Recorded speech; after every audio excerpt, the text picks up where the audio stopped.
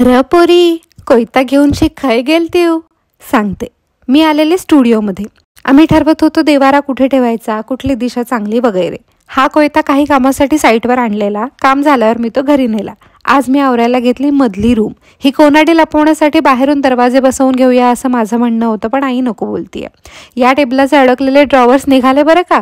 आईने टेबल उलटं केलं आणि वरून ठोके टाकले जोरात. मग निघाले खण. लगोलग मी ते डिक्लेटर केले.